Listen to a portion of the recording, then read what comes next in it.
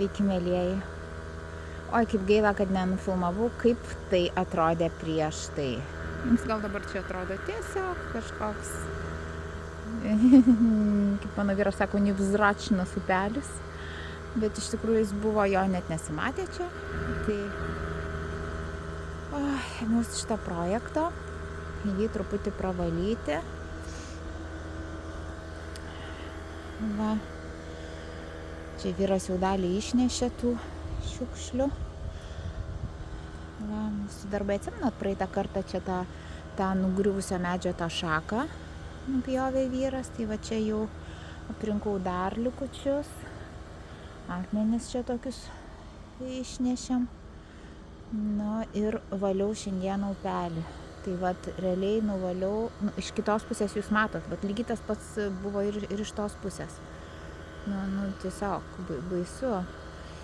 Ir va jau paskui net, jo net nebesimato. Jisai teka, bet jisai ten barachlynuose teka.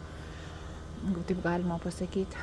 Tai va, o tame upelėje, žinokit, buvo visko. Ir stiklų, ir geležių, ir visokių šakalių, ko tik nori.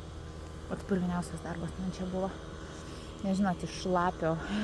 Realiai aš naudojau grėblį, tai iš tos šlapios purvinos masės išgrėbti tą šiukšlyną reikėjo man. Ir va čia aš tada kroviau. Va, į antrą maišą dėjau, kuris man suplyšo, reikės trečią dėti. Va, o va, tai jūs galite pamatyti, ten visokių kokių yra va geležių, kuriuo aš tiesiog, nei aš ir vyras sako, reikės iškasinėti, jau fiziškai išjudinti, net neįmanoma, ten matyti po žeme tos skardos. Šitą medžio nupjovimą palikom, jau sakom, ne šiais metais, nes kitų yra suplanuotų darbų, kitais metais mes nupjausim jį. Pavasarį jau mes čia planuojam. Šiandien jau prie neisiu, bet va, iki čia aš tą upelį noriu sutvarkyti. Va dabar aš eisiu kavos.